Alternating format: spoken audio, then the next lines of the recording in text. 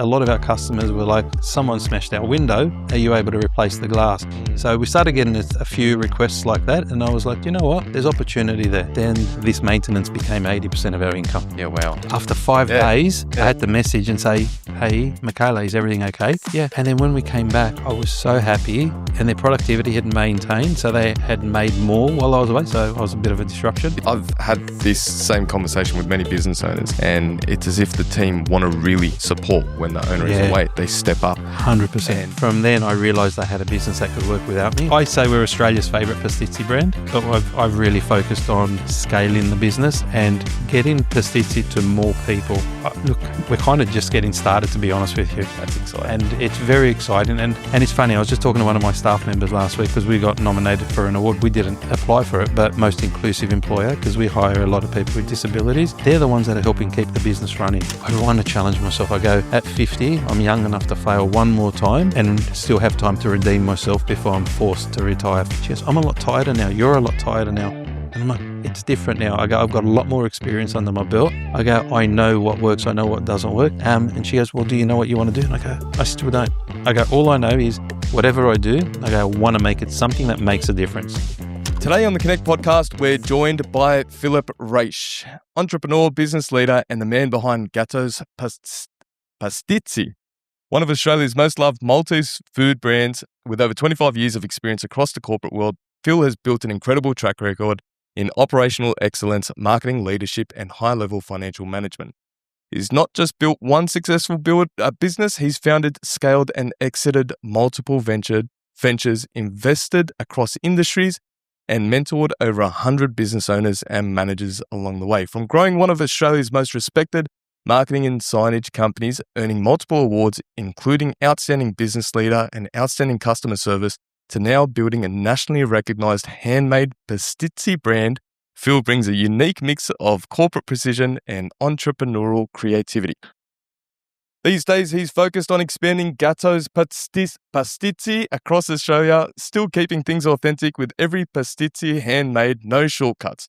This is a conversation about business growth, reinvention, and what it takes to build something that lasts. Phil, welcome to the podcast. Thank you very much, Pat. You've done your homework there, obviously. Yes. But one thing I need to get a bit more practice on is saying Pastizzi. Yeah, no, like I did. I wrote it down for you. So, Pastizzi. That's it.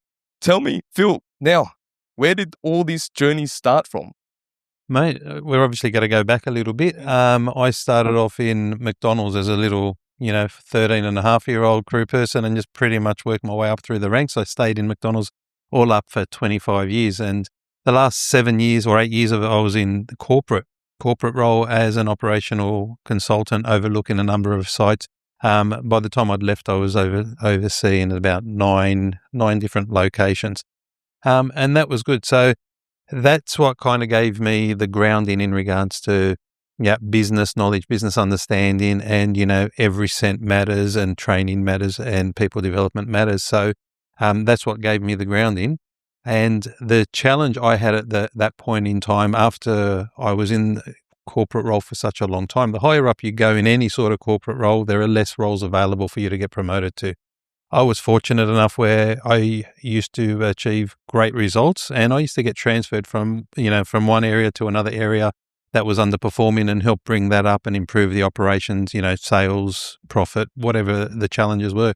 So that was actually something I really used to enjoy doing. So every year I'd get transferred, but then as time would go on, I'd be sitting in positions for a little bit longer than I thought. And I was like, I really want to do something on the side. What can I do? What do I enjoy? And one of my favorite things, and if anyone who used to work in McDonald's knows, there was this thing called Com Day, short for Communication Day, where we'd sit down with the people, our managers. And that was actually my favorite thing to do in McDonald's, where we'd sit down, we'd talk, the store manager, myself, and the manager. And it was like, what can we do? How are you going? Help them improve their performance. So come their 6-month review time, it wasn't a matter of, you're good, you're bad, or you're out of here. It was, this is how you're tracking. And I had a saying back then where I used to say, I wanted to be the difference to make a difference. And my goal was to make sure that all the managers got up and left the table feeling positive, feeling happy. And that was one of the things I really enjoyed the most. And I loved the customer service side and I loved the operations side, but that was the one thing that really gave me a buzz. And then I was like, what can I do on the side? So I started this little hobby business called Raish Consulting, and Raish Consulting was early days business coach, as a side hustle. That slowly evolved into Wild Effects, and Wild Effects was print brokerage. So when I started that back in 2006, like you said, that was more, people wanted their logo on a coffee cup, on a pen, on lanyards or whatever the case may be. So I went to a trade show and I was like, you know what, how does this work? Went to the trade show and I couldn't justify the money. And the guy goes, why don't you just door knock and any orders you get, I'll, produce it for you at a discounted rate. So we did that. I printed up a whole bunch of different papers with, just samples, and literally it was just an A4 paper. It was nothing classy because, it was a side hustle. And I went around Campbelltown region and I literally door knocked out a bucket of Fantails, a bucket of Minties, and I'd walk in and I'd say, look, I'm not here to sell you anything. I'm just giving you some information on what we do and, grab a lolly. Yeah, and from there, that's where I learnt my first phase in business and statistics. So every single time I'd knock on 6 doors, I'd get 60 doors, I'd get 6 quotes and I'd convert 3 of those quotes. So it took me basically 60 knocks to get 3 jobs. And from there I learned, okay, they're the numbers. And then I used to scale up from there. It was like, okay, this is how much time I've got today. I'm only going to knock on 30 doors. So I'm going to get 1 or 2 jobs. Yeah. And that's how I sort of did that. So I did that and I'd left corporate. I'd left my role within McDonald's and I became a national operations manager for Easyway Tea. And then I was a franchise manager for Alibaba Kebabs. And, and then I went back to McDonald's. But while I had started Wild FX, it was a 3-year part-time business while I was in corporate. And when I decided to leave the corporate world, I said to my wife, the only thing that makes me happy is Wild FX. That's the only thing that, puts a smile on my dial, so to speak, and the only thing I really look forward to. And she said, you know what, let's just give it 6 months. So if it doesn't work out, just go find another job. And how far into Wild Effects were you at this point? 3 years. 3 years. And it was only part-time. So I was still working for full-time. Yeah, It was a side hustle. And this was funny because this was back in the day before smartphones. And so you'd come home and you'd read your emails on your PC. desktop. Yeah. Yep, on your PC. And then the way my business grew from door knocking is we started doing signage and business cards and things like that. Anything that I could get delivered to my house that then I could give to a customer. Yeah. So we weren't producing anything as such. So I would send an email to my graphic designer that night and say, hey, Pat wants to update this or update that. I'd wake up, Pat's artwork would come to me. I'll send it through to Pat, but then I wouldn't be able to respond until I got home that night. Yeah, well. So that was 2006 was longer than we thought. Yeah, far out. But yeah, so we ended up saying, my wife is the one that said, just give it a crack for 6 months. And so we did that and we just got this little old shop in Revesby, a little street front. And we went there and I couldn't really afford the rent because when you go from losing your corporate salary and bonuses and car and phone and everything else that comes with it to now having to make your own way as a print broker back in those days, there wasn't much money. And my brother at the time was starting a business, so we shared the premises. So he had half the premises, I had the other half, which was really good. So we shared the costs. He had paid half the electricity, et cetera, et cetera. And that was very good from a cost perspective. But it was just me, and I was there because my corporate role, I was used to trousers and a business shirt. I was still wearing trousers and a business shirt. And that, looking back on it now, and I know that was not the right way because customers used to come in and they'd see this really clean environment, thinking they're walking into a print shop or a sign shop because we said we do printing and signage. And there's this guy standing there and basically all I was missing was a tie. And so over time, I was working hard and I started to very slowly evolve into signage. And I thought, you know what? I was self-taught. I was just back then, I was downloading things, looking at courses, doing Adobe Illustrator courses one day just to learn how to make one file, for example. And then from there, we slowly started to get into when I say I just started hiring staff because I just needed an extra pair of hands in the sense of I'd got this little printer. It was only 50 centimeters wide, and I couldn't even borrow the money for it. I had to put it in my wife's name because she had a regular payroll, and it was only $8,000. So I couldn't borrow that much money. So my wife had taken out the loan. I bought this little printer, and then I realized, oh, hang on, I'm making signs up. I've now got to start weeding and printing and setting up, whereas before I was just taking the orders and sending them out. And from there, I realized, you know what? I'm spending about, I don't know, it was $8,000 or $10,000 a month back then on signage stickers, getting someone else to print. I thought, why don't I just get that bigger printer? But mind you, I was really stressed at this point in time. I'm about probably a year in, and really I still haven't made any money, and our savings was just dwindling. And we were at the point where we literally were down to $90 in the bank account. And when we got down to that $90, I was like, man, what am I going to do? Like, I knew we were heading south. And I thought this little printer was actually making us money. I need one of the bigger printers now so we can make bigger money. Before that, I was going to ask you just quickly, because I want you to continue, but it's been sort of in the back of my head. How old were you when you left the corporate and then you started the business? 35. 35? Yeah. 35. So you left the comfort world and started your own thing, took the risk at 35. And then how old were you when you started? Yeah, no, 37, sorry, 37. 37, yeah. Wow, okay. So how old were you when you hired your first employee, and we'll dive back into the printing machine? How old That was probably a couple of years in. Yeah, so 2010 is when I went full-time into the business. And that would have been about a year and a half later. Okay. I hired the first person. And you got your machinery. Bigger machinery. I did have someone who was helping me with graphic design. She'd come in maybe 1 or 2 days a week, but literally only 4 hours a day because I didn't have much work for her to do. So how old? 2011, a couple of years. Whatever that was, after a few years. So it would have been just before I turned 40. So look, this is a talk for another time. But you know what? I've fit a lot into my later years in life. You know, in hindsight, I probably would have started business earlier, but that's conversation for another day. So sorry, I cut you off. So now you got the bigger machine. Yeah. So the bigger machine, again, we couldn't even borrow $8,000, or we struggled to get that, and there was no way we were going to borrow more. So I just rang my brother-in-law up and I said, hey, Trent, do you mind lending me X amount of dollars?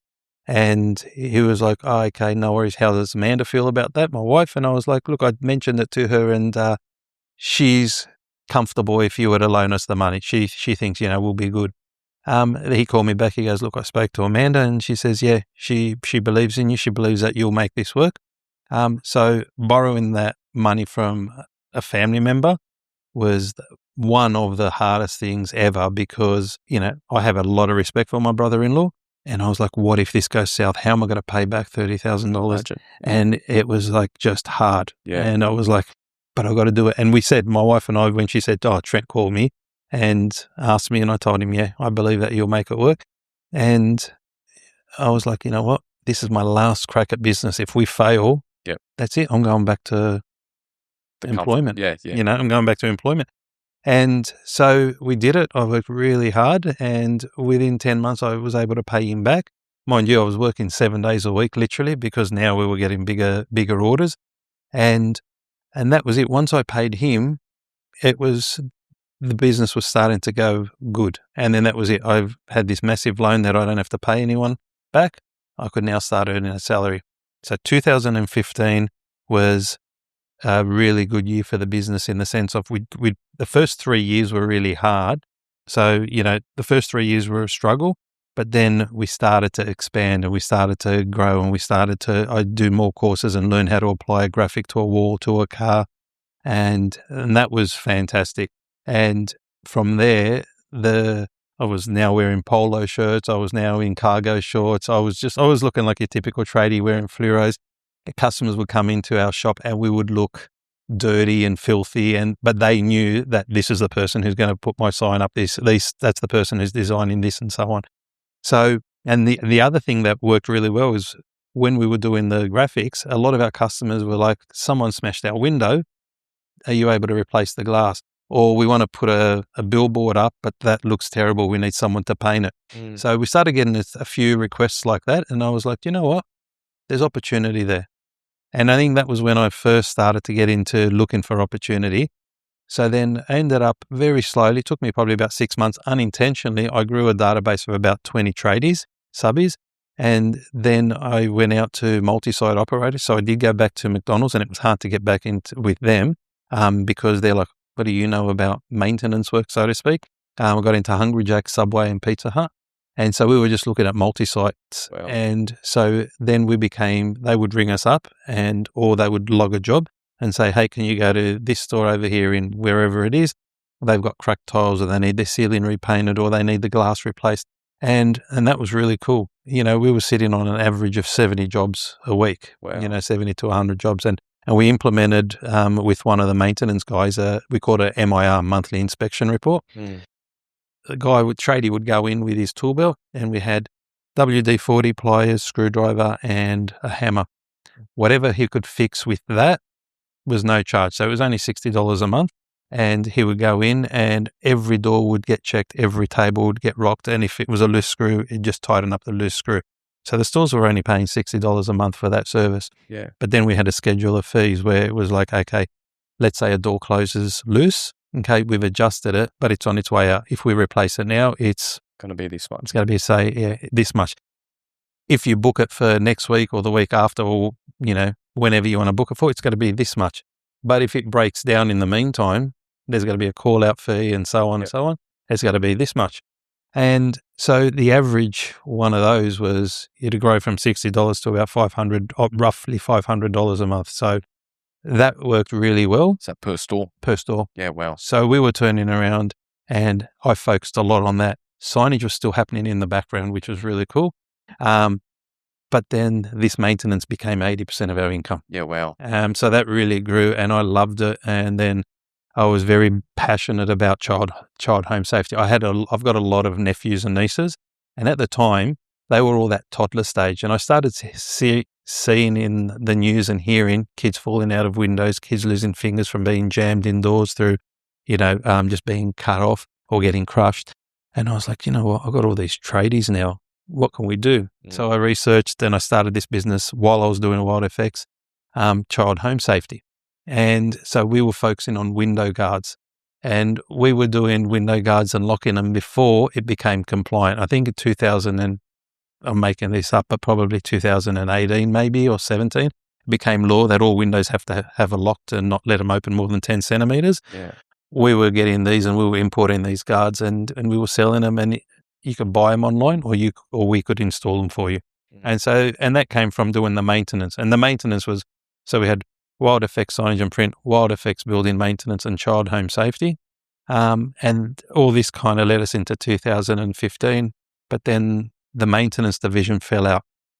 I won't go into political reasons for that, but that fell out. So losing 80% of my income was like, wow, as you could imagine. Yep. I'm running this print and signage business Monday to Friday and Sunday.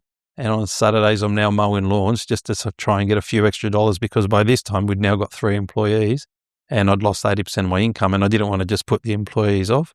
So I was mowing lawns on the weekends. I probably did that for almost a year. Yeah, right. But then again, like I said earlier, 2015 is when everything sort of happened. They were happening 13, 14.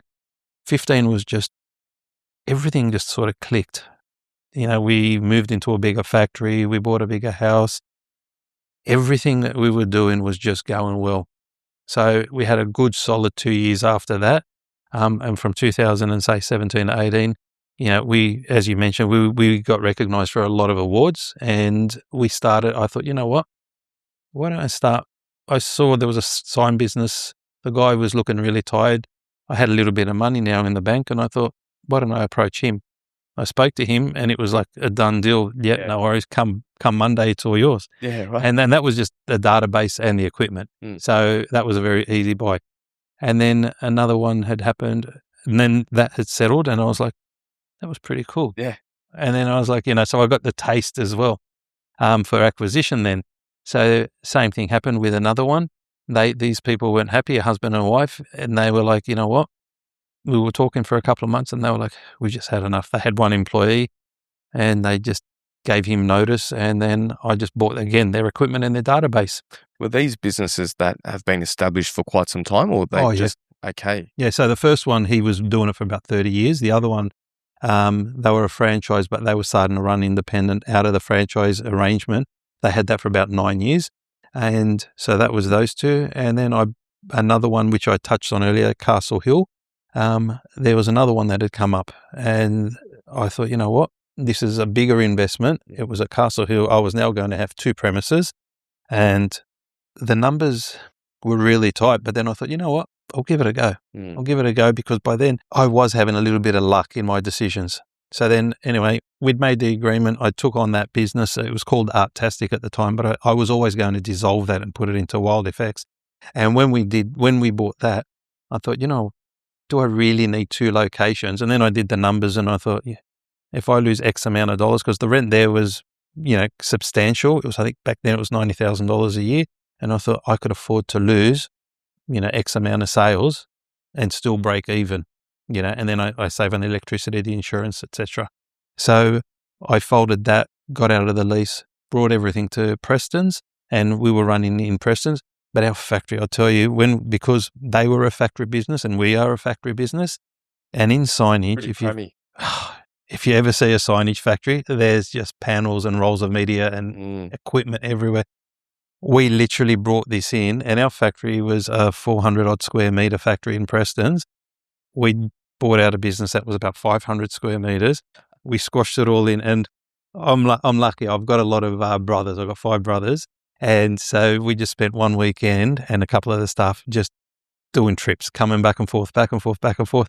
And our factory for months was just full of equipment. But that ended up being good because they had really good corporate customers. And those corporate customers, you know, we were doing, you know, large venues in the city and large shopping centres out west, and they were really good. And because Wild FX, I started that myself, I was penny conscious with my customers and trying to give them the best quote. I realised with their customers, they're in the city and they don't mind spending the money. Dealing with a different market. 100%. So then again, we learned, you know what, let's look at our pricing. So then we repriced everything, and again, we lost some customers, but overall, our GP went up, which was important to me.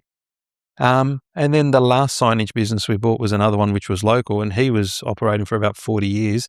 But with him, I really wanted his name. His name had to stay because he had a very good name in the local area, and he focused very heavily on tradies. And the one thing when you're in signage, tradies honestly are one of the best types of customers to have, because when they grow, you grow with them. And that's what helped me back from 2010. All the guys would come in with refrigeration, plumbers, electricians. They'd come in. It was just a one-man band. But then when they would grow, they needed 5 shirts for them. But then they've now got an employee. They've now got 2 or 3 employees. They've now got 3 or 4 vans.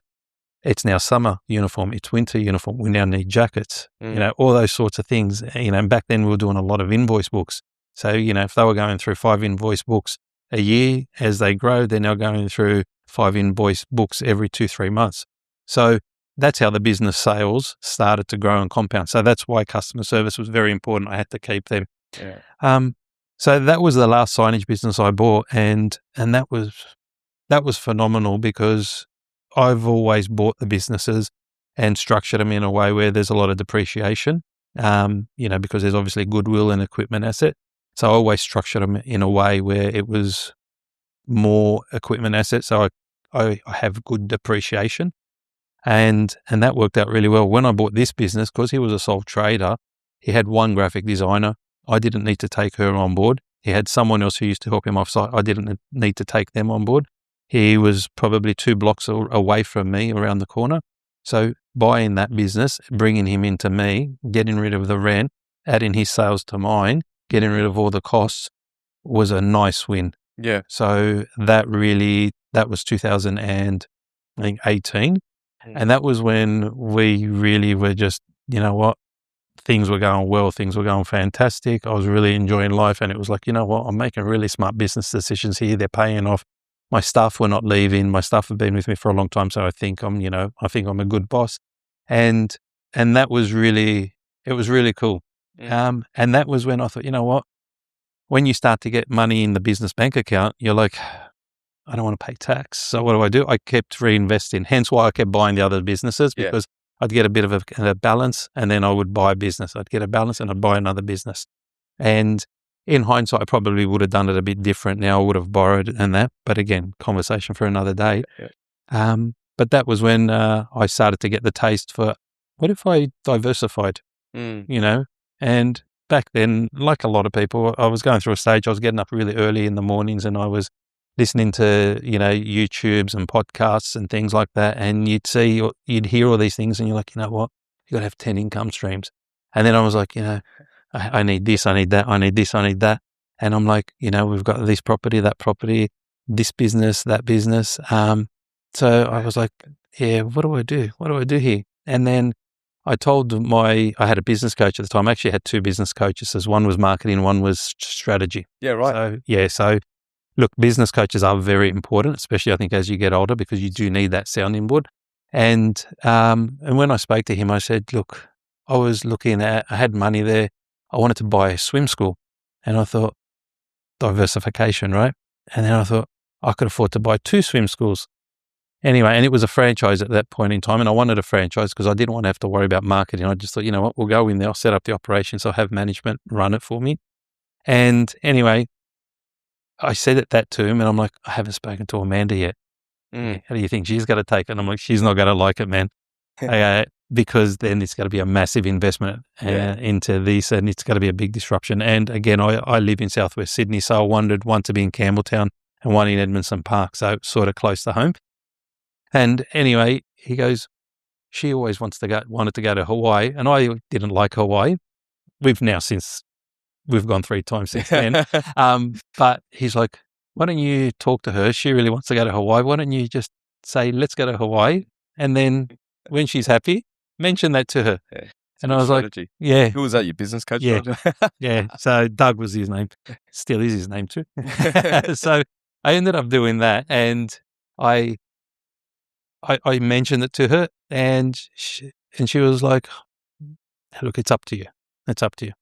Anyway, we went to Hawaii, and then when we were in Hawaii, we were on the beach, and I'm not a sunbaker, and I can't listen to music lying down, but my wife wanted to do that. And then honestly, that was the first time I listened to a proper podcast, and it was a presentation The Rock did, and he was talking to a class of students, and it was just like, he was just talking, and I was like, I just went down the rabbit hole of motivational videos and things like that. And I was like, I've got to come back home. When I come back home, I'm going to do this, I'm going to do that. Anyway, we came back home, and then I just got a bad taste in my mouth with this franchise. And it was right, because things were going wrong, and I held off, and thank God I did, because things just went wrong. So I didn't go ahead with that. And then there was an opportunity for a burger restaurant in Brisbane, and they were looking for an investor. And I was like, yeah, no worries. So we invested money in that. That was a substantial investment there. And that went well initially. And then there was another one with a biscuit manufacturing business, and then a clothing brand as well. So I became part owner or investor in those 3 as well. And I just was silent, but then pre-COVID, I wasn't happy with the way the restaurant was going. And so I would go up every 2 weeks, and I'd spend about 3 or 4 days there and just work with the staff, because we had about 70 staff up there. So there was 4 partners, and I became the managing partner, because I just wasn't happy with what profit we were pulling out of there. Yeah. Anyway, we did that. COVID came. Couldn't fly up to Brisbane anymore. Borders shut. And it was like, what do we do? Nobody spent money. And I was like, I should be all right. Got a signage and print business. We were doing okay, but I should be all right. The other businesses were just they weren't main income makers. They were just made a little bit of money on the side. And I thought, you know what? Pivot. The roads were quiet. No one was on the road. I saw people on the news wearing white jumpsuits spraying fog mist. And I looked into that. And then I started a business called Germ Shield Solutions. And so I thought, you know what? I'll do this, because there was no way to know what was going to happen with my business. And now I've got employees who have mortgages, Yeah. And for me, I didn't want them to leave me and then come back after this COVID thing, had ended. I didn't want them to leave me because then what am I going to do with the business? So we started Germ Shield Solutions and we started selling sanitizer online. We started offering the service and we were going into daycare centers, into gyms, and we were fogging. And that first COVID, how there were 2 COVIDs, Yep. we did really well out of that. Yeah. That, if anything, was fantastic. So we did really well. The markups on that were really good, and it was something that we genuinely wanted to do as well. So when we'd go into venues, so like we'd come into here, it wasn't just a matter of fogging. We would actually sanitize the table, because if there was a layer of dust there, the fog's just got to sit on top of the dust and evaporate and do nothing. Yep. We'd physically wipe all the door switches and handles, etc., and keyboards. So that went really good. But then, we got past COVID and now it was like, okay, well, let's sell it. Yeah. No one was interested. COVID had come and gone. Come next winter, more cases started happening. They started shutting things down again. And then I was like, oh, awesome. I know it sounds bad, but it was like, you know what, there's the opportunity now, I can sell it. So I'd listed it for this much money. And then I remember it was a Sunday night I'd listed it. And then there was about 8 or 9 people. I'm like, oh, look, someone's offered an extra this much money. Yeah. I'll give you this much more. Oh, look, they've come back with a counter offer this. So I got triple what I wanted for that business because COVID-2 had happened, and then other entrepreneurs saw the opportunity. But mind you, they were still going to make money from it as well. Yeah. We had 7 fogging machines. I imported them all from China, and we were using them because I just couldn't afford for one to go down, because they were, much cheaper than buying them here in Australia. So that went really good. So COVID-2 happened, and that was really good. But the one thing COVID-2 did as well, it was the ones where staff could get paid for staying at home.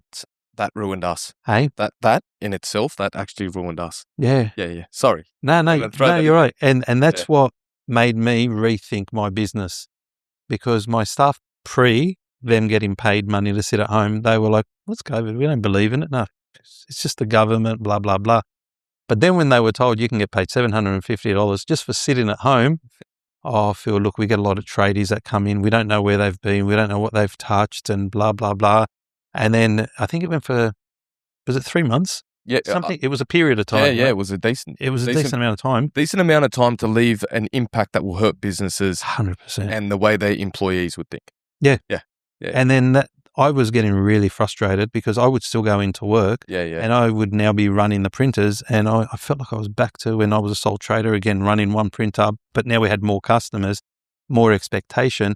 And some of these corporates don't care for the rules. It was like, well, Phil, if you're not going to do these flags for us, we'll just go elsewhere. We'll get someone else to do it for us. I remember that year, I think January, my wife and I were driving down to Cooma, or the following year in January, my wife and I were driving down to Cooma, and I just said to Amanda, I'm like, okay, babe, I think I'm going to sell the business. And she was like, what are you talking about?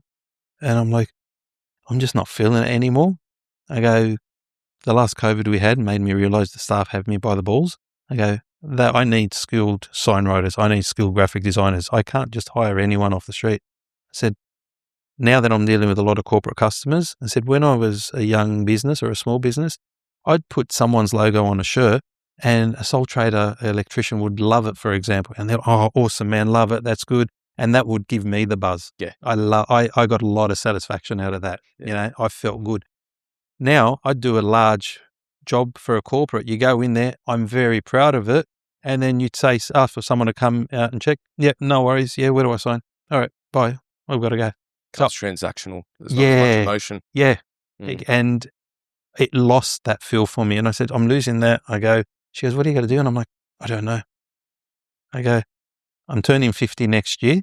So, and I go, like the following year in 2023, and I go, I'm going to be 50 next year. I go, we've had a lot of success with this business. We've got a lot of awards. I go, but I don't know, was it just a fluke? I go, the last few years just felt too easy. Things were just coming easy.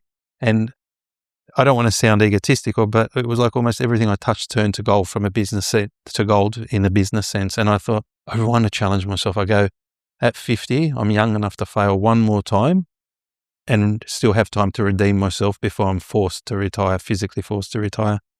And my wife was not happy. That road, that I told her halfway down to Cooma, and we were quiet all the way there.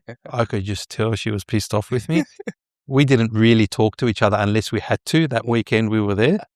And then on the drive back, I said, what do you think? She goes, it doesn't matter what I think. You're going to do it anyway. And I'm like, yeah, but do I have your blessing? And she goes, no. And I'm like, please, I just need your blessing. And she's like, she goes, I don't get it. She goes, we got to go back to the way it was. You know, we're going to be struggling. It's going to be really hard. How are we going to get through again? She goes, I'm a lot tireder now. You're a lot tireder now. And I'm like, it's different now. I go, I've got a lot more experience under my belt. I go, I know what works. I know what doesn't work. And she goes, well, do you know what you want to do? And I go, I still don't.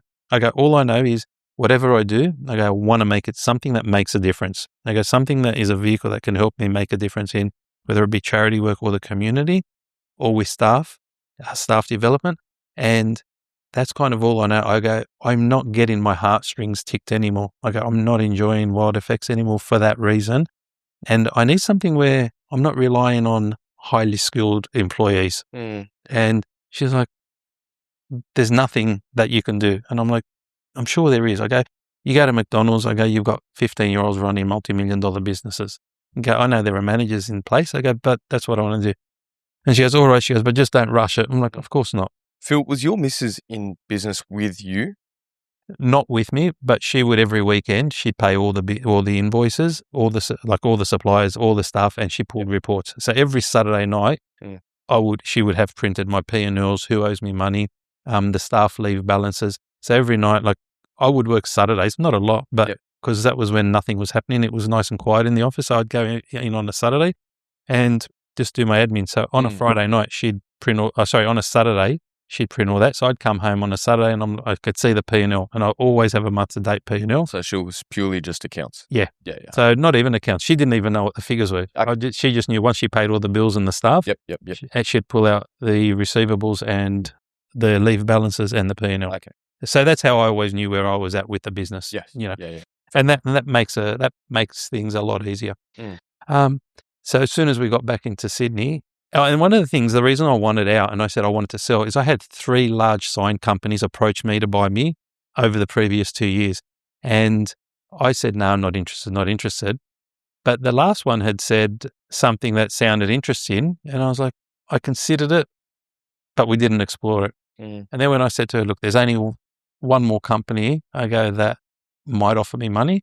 I go, because all the businesses I bought were from tired owners, you know, so I'm not going to say they were fire sales, but they weren't far off fire sales. And I said, I don't want to be 65, 70-year-old sign guy who's either going to just shut the business down or sell it as a fire sale. So anyway, she goes, all right, no rush. She goes, let's just see what happens. So we got back to Sydney. I think it was a Sunday night or a Monday morning. And then the next day, I just put the feelers out to a large sign company and they were like, oh, we're interested. We made the deal literally within a week. Wow. As in, not with the solicitors, like we just verbalized, okay, this is what we're going to do. Yep. Then we got the solicitors involved in that. Yeah. And it happened all within, I think, 6 weeks it was at the time. Wow. Yeah. So they had then bought the business and we had a 4-week handover. And after 2 days, they were like, Phil, I don't know if you need to come back. They're like, what were you doing in the business? And I'm like, I was BDM, not an official BDM. I go BDM, I go and just make sure everything's happening. They're like, oh, your staff are doing everything. We don't think you need to come back. And I was like, cool. I was like, no problem, because I was getting paid for 4 weeks. So I was like, no problem. Okay. Nice. And then my daughter had told us she was pregnant at that point in time. And just after we settled the business, it was the 3rd of May, 2022.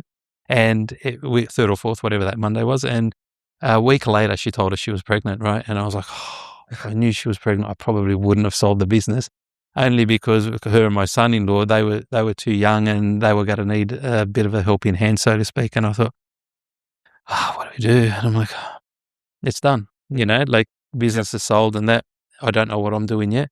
but we booked an overseas holiday. Oh, that was the thing. We were going to spend New Year's Eve in New York. And beautiful. That's a bucket list item for me and Serena. Well, that's what it was. Yeah. But then our granddaughter was due on the 23rd of December. And it was like, and my daughter goes, Dad, look, I know you're really looking forward to this holiday. And I'm like, sweetie, okay. And she goes, I don't want you to change the date. And I was like, there is no way I'm going to be overseas when our first grandchild's born. Yeah. So we brought it forward to August. That threw a bit of a spanner in the works because I'd now sold the business in May. And it was like, well, I'm about to go on holidays in August. And then when I come back, it's going to be Christmas time. Everyone's going to be winding down.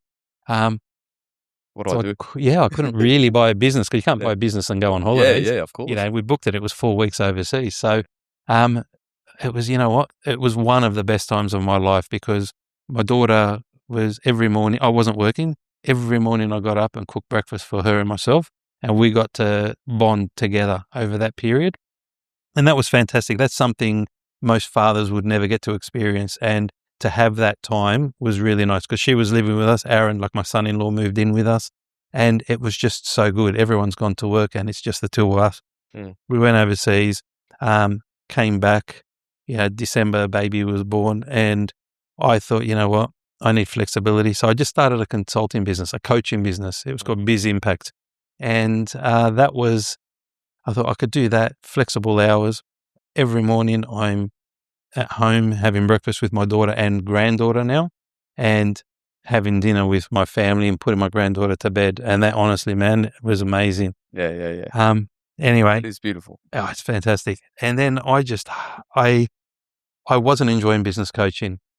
Because I'm a go-getter and I like to do things. Once I make a decision, I'll do it. I'll act upon it. I don't procrastinate. If I say, for example, I'm going to, get you to come in and put cameras in there, I'm not going to procrastinate it. It's just like, hey, can you come out and look at this? And then once I get the quote, hey, let's just do it, right? Yeah. I'm that sort of person. When I found with business coaching, I'd leave sessions with clients. They'd have action items that they had to do. They wouldn't do it. We'd meet up. And I'm like, they haven't done them. Yeah. And then the ones that would do things would get fantastic results, right? Of course, yeah. Not everything I said worked, but a lot of things worked. And, it's like if you tweak this or you tweak that, this will happen. I've been busy. The staff was sick. There were just always excuses. Yeah. So I wasn't getting the results. I wasn't getting that satisfaction. In the beginning I was, but then it was more often than not, people weren't keeping up their end of the bargain. Yeah. And then when they got comfortable with you, you felt like you were their counselor. Where, my wife is this, or my husband this, or my girlfriend, or my parents, whatever it is. And I was like, I wasn't enjoying this. How long were you doing the consulting for in that business? Just after we came back from America, where I thought, you know what, I can't really buy a business. How about I do this just to keep me busy? And again, I was only ever had 3 customers at a time. And then Christmas came and went, and I didn't know what I wanted to do. I wasn't enjoying it. Yeah. And I thought, you know what? By this time, mind you, I'd looked at over 100 businesses. When I say I looked over 100, I'd signed over 100 NDAs because I was looking for my next, not necessarily forever business, but it was going to be a business that had to sit well with me. And then after my granddaughter was born was when I really wasn't enjoying the satisfaction of business coaching. So I went back and I just started looking at more businesses. And Gato's came up, and they never, if you've ever looked at business listings, they never tell you the name, but the way they described it, I was like, hang on, I looked at that business last year because I did look at Gato's after I saw Wide Effects, but I looked at it and I was like, nah, we couldn't come up with a deal, so we didn't go ahead. But then when it came up again, I was thinking about it a little bit after I pulled the pin the previous year, and then we met up and, we got talking and we struck a deal. Yeah. And then it was like, okay. And then I rushed it because for me, I love things to balance up, and I wanted it. They wanted to do it in June. I was like, I don't want to do it in June because I know it was going to be the last week of June. And I just thought, you know what, financial year. Yep. Okay, let's do it 1st of February. And they were, sorry, 1st of July, new financial year. Okay, sorry, yes. 1st of July. And then they were like, okay, look, let's do it halfway through July. And I'm like, no, because for them, just the way things work for them, it was because they were 2 brothers, and it was just the way things were going to work for them.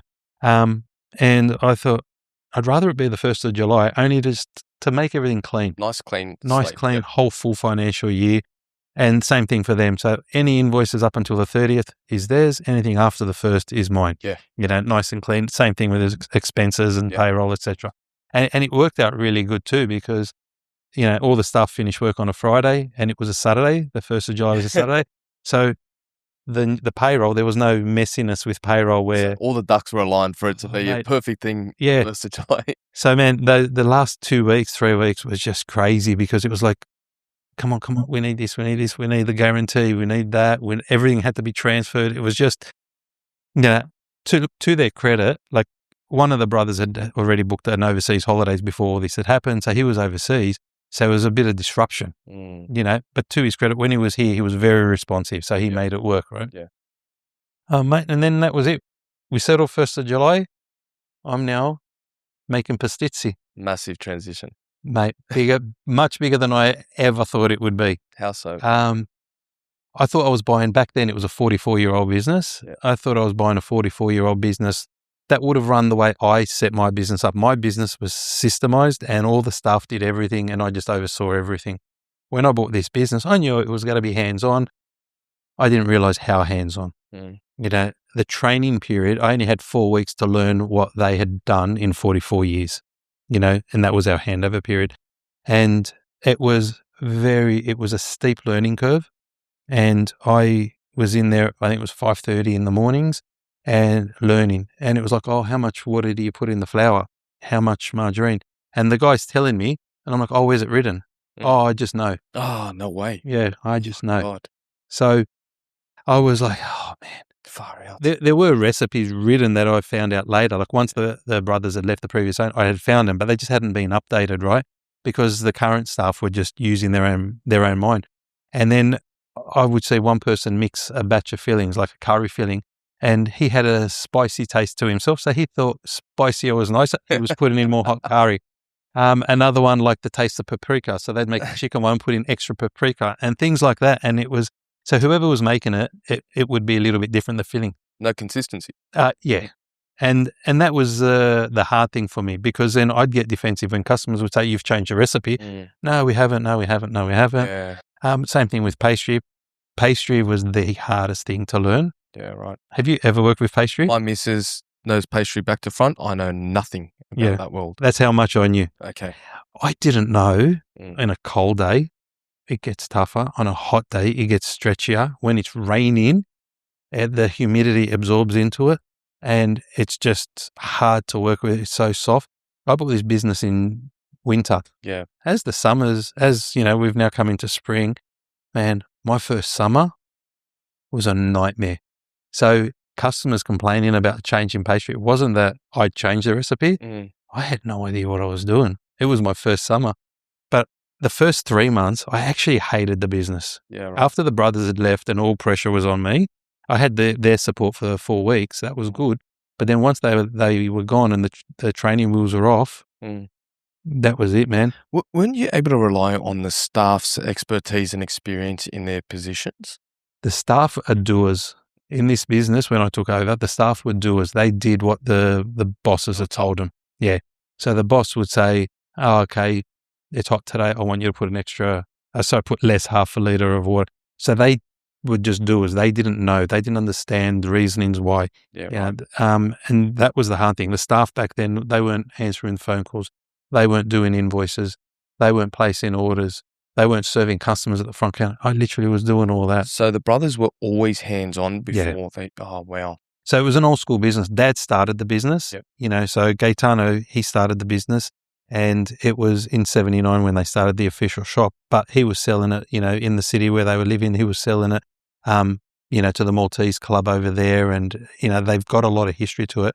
But then when they came here, they still ran it like we ran businesses in the 80s. So Dad ran it this way and the boys kind of kept it running the similar way. Like they did modernize it a little bit, don't get me wrong. But operationally, it was always hands-on. It was always hands-on. Staff don't touch the till. They always did the ordering. Yeah, it was just old school. Yeah. That's all it was. And that was, the irony is that's what the appeal to me was. I was like, okay, this is going to be good. I just have to implement a few systems. Go in, innovate a few things. throw a few systems in place. Yeah, I get it. Sounds easy when you say it like that, right? I could have done this in a few weeks. Yeah, exactly. And that's what I thought. Yeah. But when you want to make change to a business that's got all this happening and you've got customers placing orders continually and orders are still coming through and you've got customers standing out the front and, a lot's going on. Oh, man. And you got to deliver. Yeah. And, you're dealing with courier companies, you're dealing with different freight organizations. People are organizing their freight to come and pick up from you. There was a lot more. And what appealed to me, one of the things that appealed to me, I love that there was a retail arm to it. There was a wholesale arm. We had distributors. We had a freight division. We also do our own freight for certain customers. And I loved that. We had staff making pastry. We had staff making pastizzi. And I thought, awesome, there's so many moving parts. I thought, brilliant, that's really good, until I got in. And I remember the first 4 weeks, I would wake up not wanting to go in. I was like, after week 1, I rang up my solicitor and said, hey, can we retract from this? Yeah, well. They can keep the deposit. I just want out. She's like, no. She's like, why? And I'm like, the building was old as well. And the building, you'd look at a piece of equipment and you think, okay, it's working. But until you physically work with it, it was unsafe. Yeah. It needed to be replaced. And it wasn't a $2,000 or $3,000 spend, so there was a lot of work that needed doing. Yep. So it was just a lot harder than I expected. Yeah. And so during the 4-week training period, one brother would say, oh, there's a customer who's rung up and placed an order, and he'd show me how to do the invoicing for that. While he's showing me that, someone will say, oh, Phil, we've got to train you on how to cook the chicken and mushroom or the ricotta mix, because I had to learn on how to do that. Oh, Phil, he's ready for you in the pastry room.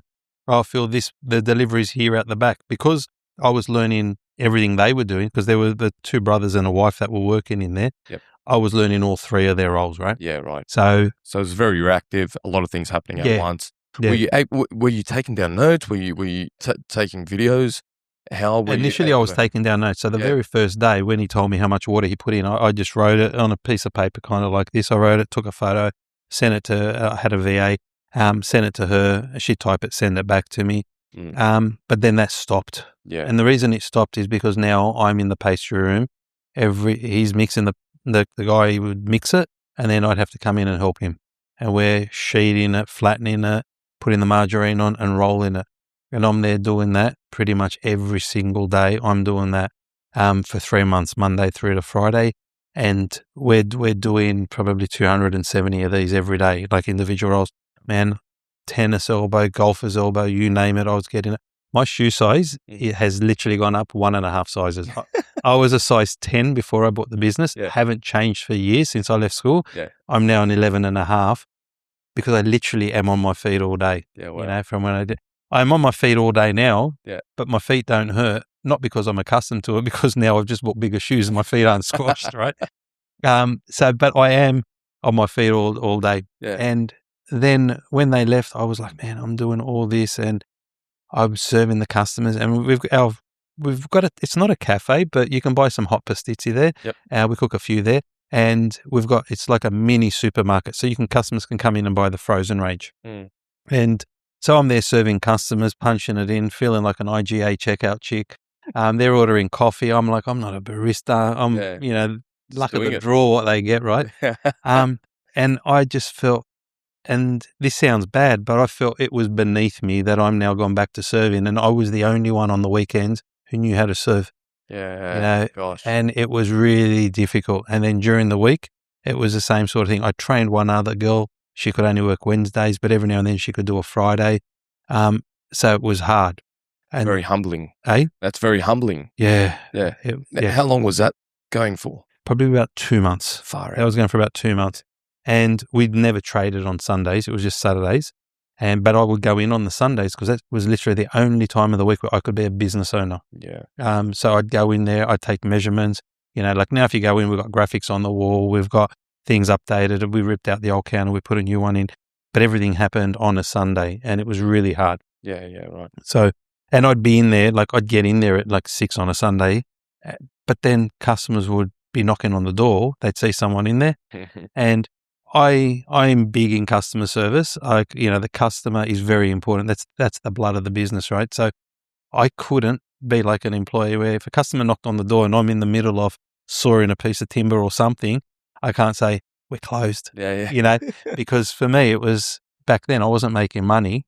I was, even though I'd taken an established business, there were a lot of expenses in there because I wanted to update the place, equipment to replace and that.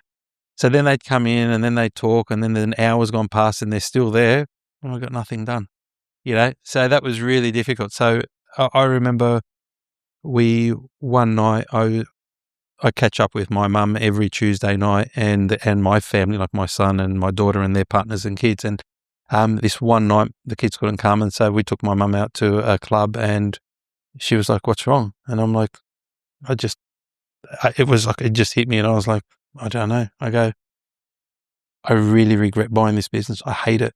I hate it. She goes, no. And I'm like, no, Mum, I really hate this business. I go, I'm working hard for nothing. I go, I'm working harder than I've ever worked in my life. I go, I just hate it. That was it. I didn't want to have a conversation. Anyway, got in the car, went home, and my wife was there, and she's like, Mum told me what you said, and she's like, you'll do it. She goes, just slowly. She goes, I know you got to do it. And I'm like, and then when she said that, I just looked at her and I bawled and I go, I fucked up. I go, I really fucked up. I go, we were on a good thing. And I go, because I just wanted to see, if I could do it again, I go, I've just stuffed up. I go, I don't know how we're ever going to get through this. I really don't know. And I broke down and cried like a little child, right? And so she came over and hugged me. And then I woke up the next morning to the alarm and I was like, here we are, go again. But then it was 2 steps forward, 1 step back, 2 steps forward, 1 step back. Okay. So 6-month point came and it was like, it's getting a bit better because by now staff were answering the phone, staff were doing the invoice, staff were doing the ordering. I wasn't rolling every bit of pastry now. Or actually back then we only had the pastry room guy and one other Pastizzi maker knew how to roll, plus the owners, but they were gone. So now it was just me. Oh, and that other staff member had left. So it was just me and the other pastry guy. By that Christmas, anyone that knew how to make Pastizzi also knew how to roll pastry now. Yeah. So I slowly put the systems in place and and cross-trained. Most of my team now are cross-trained. Yep. And that's very important. But when I thought the biggest challenge we had was Sundays, because we'd prepare a batch of pastry on a Friday, we'd freeze it on the Friday, come in on the Sunday morning, let it thaw out and put it into this room just with a heater on. And that's all it was. It wasn't really a professional setup. So I bought this really expensive fridge, and this fridge was like $30,000. Put it in, finally got it working. We figured it out and it was like awesome. Then we started getting complaints and I'm like, oh, your pastry tastes sour. I'm like, no, we haven't changed anything. But then one night on a Monday night, I was doing the packing shift because I've done I know how to do everything in my business now. So I can make the pastry, the pastizzi, the fillings, packing, I do it all. But now I just dabble in it, if that makes sense. And when I say dabble in it, I don't do every packing shift. Whereas when I first bought the business, I did every night packing, And so when I started getting other staff in, this staff member was doing it on a Monday. He called in sick. So I was like, I'll just do it. Anyway, we're doing the pastry. And then all of a sudden I realized the pastry is looking better. And I'm like, oh, well, yeah, we're doing the pastry, like packing it. I was like, do you need to go? Yeah. So the pastry was looking better. And then I thought, hang on, what's going on here? Anyway, that night I went to bed and at 3 a.m, I woke up and I'm like, hang on, we got this fancy fridge 4 weeks ago and all the complaints are coming on a Tuesday. Anyway, I woke up, went to work. I got there at 4 a.m, went because we track everything, got all the records. And I went and I had a look, everything we made on a Monday morning. I went to the freezer, took it out, turned the oven on, cooked them. They were terrible. Oh, wow. I was like, get lost. I went out, took all the boxes, put them all in the freezer, and I was like, $18,000 worth of stock, raw cost stock, plus the wages that we spent to make all that. I punched the door and my knuckle's still a bit sore to this day and the ding's still on the stainless steel door. Just to remind you. Nothing goes right. But then, you know what? Things will go wrong, things will go right. And then a year later, we went overseas and, after 7 months, I just said to my wife really wanted to go to the UK, and I was like, and we've always travelled every 2 years. Mm. And I said, just book it. Yeah. She booked it, and she's like, what do you got to do with the business? And I'm like, I got 5 months to figure it out. Figure it out. Yeah. We did it. And that was when I fell in love with my business. And that was when I said to her, I've finally got a business, because I was waking up and going to bed every morning, going to bed every night and waking up every morning, look at my phone, waiting for a drama. Nothing. How satisfying.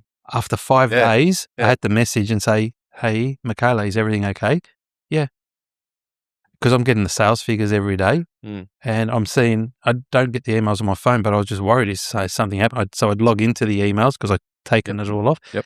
And then when we came back, I was so happy, and there were dramas, but nothing worth disturbing me over when I was on holiday. Yep. And it was just like, and their productivity had maintained, so they had made more while I was away. So I was a bit of a disruption. Isn't that interesting? I've had this same conversation with many business owners, and it's as if the team want to really support when the owner is away. They step up. 100%. And it's interesting because the numbers look somewhat stable. Yeah. And productivity goes up, and then it makes you think, what's the common denominator here that shifted? Why does this look different? But sorry. No, you're right, man. Yeah, but that was it. That was when I fell in love with the business, and from then I realized I had a business that could work without me. I changed a few things. I don't go in Monday and Tuesday mornings. I still get up very early in the morning. I do admin. I don't work Thursdays. That's the day with the grandkids. I work half the weekends. We now trade 7 days. Yeah, right. We open up on a Sunday because the demand was there. So, but I have that flexibility. I don't have to be there. I'm not the only one that serves. We no longer make coffee, for example. We put an automatic coffee machine in, and I've just simplified things so other people can serve easily. So now we've got more people that can serve. So the biggest thing for me with Gato's now is we donate a lot to the local community to the schools. We give vouchers, so we'll give $50 vouchers for them to spend within our outlet. So it brings new customers in. We've grown from 50 locations to 150 locations nationally. You're distributing to 150 locations nationally? I've got distributors.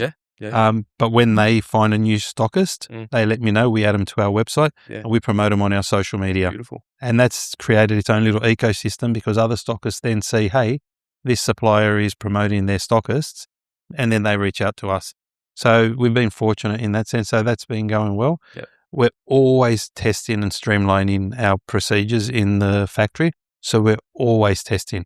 We'll try a different technique. So, we were making roughly 35 boxes a day, 40 boxes a day. Now we're making about 70 boxes a day of Pastizzi. So, that's 50,000, almost 45 to 50,000 Pastizzi we make. And I look at it.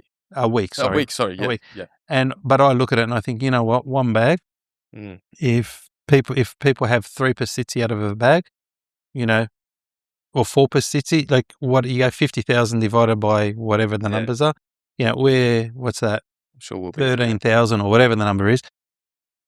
We're blessed and fortunate enough to be part of 13,000 people's meals a week. Yeah. And that's how I look at it. And I'm very grateful for that. I love, how I said before, I didn't like serving customers. Now that's one of my favorite things to do in the business now. As soon as a customer walks in, if one of the staff aren't at the register, I go straight to the register because it's not work. I'm grateful for every customer but I just love it. And I love talking and connecting. Yeah. I feel like that passion for wanting to connect back with the customer would have returned after all the stresses have been laid to rest. Yeah. After you've pushed through the challenges that the new business venture has brought, then the original feel comes back where connecting back with the customers. Mate, and that's what happened. Yeah. And I don't think of anything else now. Now Pastizzi is life, and I love the business. I love the product. I'm not Maltese myself, but it's the Maltese culture and the Maltese heritage. I've learnt so much over the last 3 years, and it feels like it's a part of me now as well. Customers will come in and they'll greet me in Maltese and they'll talk to me. Next month, I'm actually going to Malta. Yeah, nice. So we're doing that, and we've already got things planned. We've got to see a whole bunch of pastizzerias, and it's the multi-sites that I want to go and visit and go into their factories and talk to. So my wife's already annoyed that she's going to have to be the one to be dragged along to that. Yeah, well. But so I say we're Australia's favourite Pastizzi brand. There are other Pastizzi makers out there. but I've really focused on scaling the business and getting Pastizzi to more people, and not just making it a one-man band sort of show where I'm the only one who can make it the best and this is it. Yeah. I want to train other people, train other employees, and let's scale this thing. And we're in a position now where that's what we're doing. And it's, look, we're kind of just getting started, to be honest with you. That's exciting. And it's very exciting. And it's funny, I was just talking to one of my staff members last week because we got nominated for an award. We didn't apply for it, but most inclusive employer, because we hire a lot of people with disabilities. They're the ones that are helping keep the business running, you know. And again, you know how I said to you, I needed something that was giving back. These employees rarely call in sick, probably not the fastest, but they do what we tell them to do. So the recipes don't change. They don't say, I think we should do this or should do that. Not all of my employees are like that, but there's a good chunk of them are. We started night shift packing now. So now we've got 15-year-olds. Their first job is with us. Our turnover with staff is very little and our sickies are very little. And again, I take pride in that. So from a staff development perspective, I think we're doing a really good job, if I do say so myself, because they're staying there and they take ownership. And I don't have to come in and say, can you stay back or whatever. I might just come in and say, look, I'm leaving early today. You're at to close up. 99.9% of the time, yeah, no worries. Yeah. You know, so I'm not there all the time and I'm out seeing customers or suppliers or just doing admin business stuff. But the business itself is going really well. And the biggest asset has been the employees. Yeah. Because there's no way one person can make 50,000 Pastizzi in a week. Yeah, I can imagine. That's a beautiful thing. And what does a near future hold for Gatos? More stockists. More stockists. Yeah. We really want more people to experience Pastizzi. Yeah, I love it. I think it's a fantastic product. I think in the beginning, I thought, why is there so much demand for a product? What is it? Like, what is it with Pastizzi? But it's a simple, easy food to prepare. Throw it in the air fryer, like we just sort of mentioned earlier on. Just throw it in the air fryer. I don't want a big dinner. 3 or 4 in the air fryer. Do it for kids' lunches. Heat it up in the morning, foil, put it in their lunchbox. They can have it for first lunch or little lunch or whatever they call it these days. And so for us, it's just getting out there. We want to be the go-to brand. So for me, it's making sure when someone says Pastizzi, is it a Gato's? Yeah. Nice. And that's what I really want to focus on. Yeah, nice. Phil, I love having this conversation. You're a great storyteller, and like I imagined having this today's session, I was really excited to hear your story and your successes and the challenges, and you definitely brought a whole heap of value to the table. Now, we're going to start wrapping up this podcast, and before I wrap it up, was there anything you wanted to throw in there? Was there anything you wanted to mention or anything you wanted to bring to the table? Because I do finish up with the last question, but before I ask that question, I'll just quickly ask you this. I should have done some research on what this last question is. The one thing, look, for me with this business, and this doesn't apply for everyone, because I bought an established business. There's an old saying, I can't remember if it's Chinese or Japanese, something like that. It's those who drink the water, remember those who laid the pipes. So for me, I have a lot of respect for the brothers, for their families, and for the father that started this. And that's why we've got, a lot of people will come in and I'd speak nothing but highly of them, because if it wasn't for them, of course, I wouldn't have what I've got now with this business that is growing and is becoming, I suppose, I don't know, it's becoming a little movement, so to speak. Yep. And not only that, it's also helped other Pastizzi makers. They're becoming a bit more vocal. I think they've seen, okay, Gato's is out there. They're a bit louder. They're a bit more in your face. And other Pastizzi makers are now doing that. And I call them Pastizzi makers. I never call them competition, because it's like you can't have one hamburger shop in Australia. Yep. If it's a good product, if everyone likes hamburger, let's have multiple hamburgers, like hence the takeaway shops, right? And I've got a lot of respect for the Pastizzi makers. So for me, my thing is always remember those before you. And if it wasn't for them, and it applies obviously in our life with our parents and siblings and things like that and grandparents. So, but that's one thing that is very important to me. I always pay respect and have gratitude for that. That's beautiful. That definitely makes sense. And I think more people need to understand that as a concept. Yeah. I end every podcast by asking our guests one question. And the question is, if you were to bring 3 people to a dinner date And these three people can be anyone in the history of humankind or anyone in present day. Anyone you know, anyone you may not know. Three people. Who would those three people be and why? And I consciously don't give you the question beforehand because I want it to be a real authentic one. So, off the cuff. Off the cuff. This is going to sound strange probably to some people, but from a religious aspect, Jesus. Mm-hmm.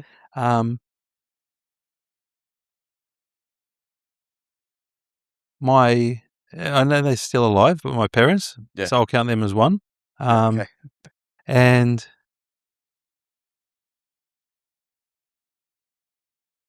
God, maybe Dale Carnegie. Dale Carnegie. Yeah, the only reason for that is I think he was one of the first sort of, motivational, inspirational business thought leaders. Yeah. And, I've done his course. I've read his books, Stop Worrying, Start Living, and, all them. I did that years ago, did the course. So, and I think getting that old school knowledge. Yeah. He is an OG, isn't he? Hey, yeah. He's an OG, yeah. I'm sure there are other people who were before him. Yeah. But he was the first one that sort of comes to mind. So. Yeah. Well, there Phil, you go. Thank you. Thank you so much. Thank you for bringing your journey to the table, and thank you for coming on the Connect podcast today. There was, a lot out of this one, and I enjoyed every second of it. No, thanks a lot, Pat. I appreciate it, bud. Guys, thank you guys for jumping on another episode. If you found any value in this one, and if you enjoyed it, make sure to share, make sure to engage, make sure to support what we're doing here. We'll see you guys on the next one. Thank you. And thank you, Phil. Thank you, Pat.